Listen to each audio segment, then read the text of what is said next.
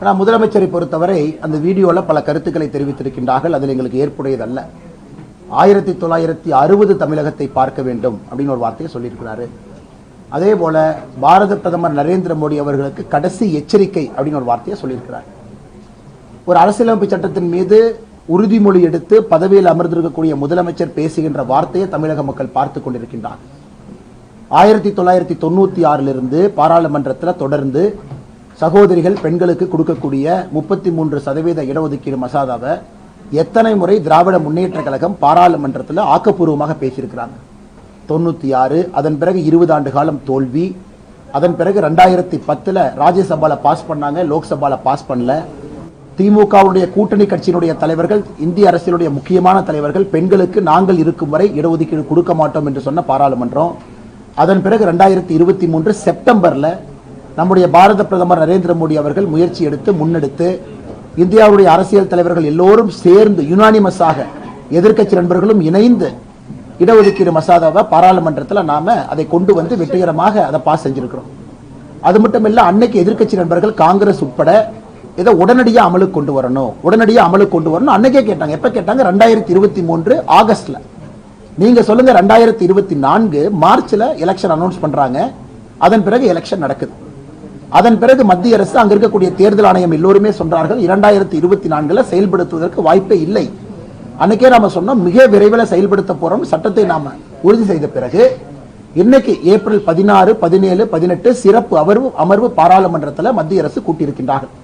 தமிழகத்தினுடைய எம்பிக்கள் கூட அதில் போய் பங்கேற்க வேண்டும். இன்னைக்கு ஒரு கட்சியுமே சீஃப் விப்பை கூப்பிட்டு இன்ஸ்ட்ரக்ஷன் கொடுத்திருக்கிறாங்க. இந்த கான்டெக்ட் எதுக்கு நான் சொல்றேன்னா, நம்ம தமிழகத்தினுடைய சொந்தங்கள் இதை புரிந்து கொள்ள வேண்டும். திராவிட முன்னேற்ற கழகத்தை பொறுத்தவரை பாராளுமன்றத்தில் வெறும் பேச்சை மட்டும்தான் பேசினாங்க. ஆக்கப்பூர்வமாக சகோதரிகளுக்கு 33% இடஒதுக்கீடை பத்தி எங்கேயுமே பேசல. இன்னைக்கு நான் முதலமைச்சர்கிட்ட கேட்கிறேன், எனக்கு இந்தியாவில் மக்கள் தொகை அடிப்படையில் இடஒதுக்கீடு நம்ம கொண்டு வர்றோம். இதே 543 பாராளுமன்றத்தில் இருக்கக்கூடிய எம்பிக்களை 2026 ப்ரொஜெக்டட் பாப்புலேஷன், அதாவது பாப்புலேஷனை ப்ரொஜெக்ட் பண்றா, சென்சஸ் நம்பர் நம்ம கையில் இல்ல, ப்ரொஜெக்டட் பாப்புலேஷனை கொண்டு போனா தமிழ்நாட்டினுடைய எம்பிக்களுடைய எண்ணிக்கை 39 இருந்து 31 வந்துடும், 8 குறைஞ்சிடும். அதே போல கேரளா 20 இருந்து 12 வந்துடும். இன்னைக்கு மக்கள் தொகை அடிப்படையில். ஆனா நம்முடைய மத்திய அரசு மக்கள் தொகை அடிப்படையில் பண்ணல என்பதை முதலாக இவர் உணர்ந்து கொள்ள வேண்டும். தமிழகத்தினுடைய முதலமைச்சர் பொய் சொல்வதை வழக்கமா வச்சிருக்கிறார். மக்கள் தொகை அடிப்படையில் நாம் இதை செய்யவில்லை என்பதை முதலமைச்சர் அவர்கள் உணர்ந்து கொள்ள வேண்டும். இன்னைக்கு 543 சீட் அப்படியே ஒன்தாடா நம்முடைய சகோதரிகளுக்கு 33% இடஒதுக்கீடு கொடுத்தீங்கன்னா அதற்கு நிறைய அரசியல் கட்சிகள் எதிர்ப்பு தெரிவிக்கிறாங்க. இருக்கக்கூடிய 543 அப்படியே 33% பிரிக்க முடியாது, ஏன்னா அரசியல் கட்சிகள் எதிர்ப்பு தெரிவிக்கிறாங்க. இன்னைக்கு மத்திய அரசு எல்லா கட்சிகளோடு இணைந்து அனைத்து அரசியல் கட்சி கூட்டத்தையும் போட்டு சட்ட வல்லுநர்களோடு சேர்ந்து நிறைய அமைப்புகளோடு பேசி பாரத பிரதமர் நரேந்திர மோடி அவர்கள் டெல்லியில சகோதரிகள் தாய்மார்கள் இருக்கக்கூடிய சிறப்பு கூட்டத்தில் பேசினாங்க. எப்படி இதை கொண்டு வந்தோம்?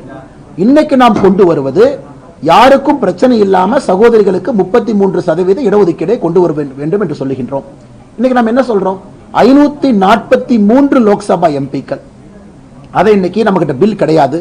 நம்ம எல்லோருமே பேசுவது 50% அதை உயர்த்தணும் அப்படின்னா 816 எம்பிக்கள், 816 பாராளுமன்றத்தினுடைய உறுப்பினர்கள், அதுல 33% இடஒதுக்கீடு. இதுல ஆக்கப்பூர்வமாக எல்லோரையும் எடுத்துட்டு போகணும்னு பிரதமர் வந்து ஆக்கப்பூர்வமாக இதை பேசிட்டு இருக்கிறாங்க. நம்முடைய அமைச்சர் பியூஷ் கோயல்ஜி அவர்கள் இன்னைக்கு நிறைய பத்திரிகையில பேட்டி கொடுத்திருக்கிறாங்க. இது யாருக்கும் எதிரானது இல்லை. மக்கள் தொகை அடிப்படையில நாம இடஒதுக்கீடு செஞ்சிருந்தோம்னா 39 இருந்து தமிழகத்தினுடைய எம்பிக்கள் எண்ணிக்கை 31க்கு வந்திருக்கும், 8 நாம் இழந்திருப்போம். அதற்கெல்லாம் மதிப்பளித்துதான் மத்திய அரசு மக்கள் தொகை அடிப்படையில் நாங்க செய்யல. நாங்க ஓவராலா இந்த பையை இன்க்ரீஸ் பண்றோம். ஓவராலா 543 இருந்து அதிகப்படுத்துகின்றோம். அதிகப்படுத்திய பின்பு அதுல 1/3 கொடுக்கிறோம். எப்படி அதிகப்படுத்துறோம்?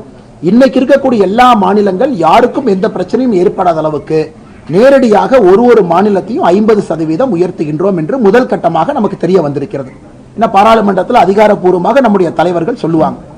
அப்படி இருக்கும் பொழுது தமிழகத்தினுடைய எம்பிக்களுடைய எண்ணிக்கை 39 இருந்து 59 வரைக்கும் போறதுக்கான வாய்ப்பு இருக்கு. கேரளா 20 இருந்து 30 வரை போறதுக்கான வாய்ப்பு இருக்கு. மக்கள் தொகை அடிப்படையில் செய்யாம எல்லோரையும் ஒரு மனதோடு ஒரு நேர்கோட்டு பாதையிலே மத்திய அரசு எடுத்து செல்ல வேண்டும் என்று நினைக்கும் பொழுது எதற்காக பொய்யை பேசி மக்களிடம் அச்சத்தையும் பயத்தையும் முதலமைச்சர் கிரியேட் பண்றாரு. அது மட்டும் இல்ல 1960 தமிழ்நாடு பார்க்கும். திமுகவுடைய குடும்பத்திலிருந்து யாரும் தீக்குளிச்சாங்களா 1960? திமுகவுடைய குடும்பத்திலிருந்து யாரும் தீக்குளிக்கல. அப்பாவி தொண்டர்களை கொண்டு வந்து தீக்குளிக்க வச்சுட்டு வருஷத்துக்கு ஒருக்கா அவங்களுக்கு போய் மாலை போடுறதை மட்டுமே திராவிட முன்னேற்ற கழகம் ஒரு கொள்கையாக, ஒரு ஏமாற்று வேலையாக செய்து கொண்டிருக்கின்றார்கள். ஆனால் முதலமைச்சர் தமிழக மக்களை, பாரத பிரதமர் நரேந்திர மோடி அவர்களை அச்சுறுத்தக்கூடிய இந்த விஷயத்தை உடனடியாக அவர் நிறுத்தணும். உடனடியாக நிறுத்தணும். இதெல்லாம் முதலமைச்சருக்கு தேவையில்லாத வேலை. ஆக்கப்பூர்வமா யோசனை இருக்கா சொல்லுங்க. சோனியா காந்தி அவர்கள் என்ன யோசனை சொன்னாங்க? பாராளுமன்றத்தில் நீங்கள் கொண்டு வந்த முறை தவறு. அவங்க யோசனை சொல்லிட்டு போங்க, பரவாயில்ல. அரசியல் கட்சிக்கு யோசனை சொல்வதற்கு முழு தகுதி இருக்கு. ஏன் ஏப்ரல் 16 கொண்டு வர்றீங்க? இன்னொரு மாசம் கொண்டு வாங்க. இன்னொரு அரசியல் கட்சி சொல்றாங்க.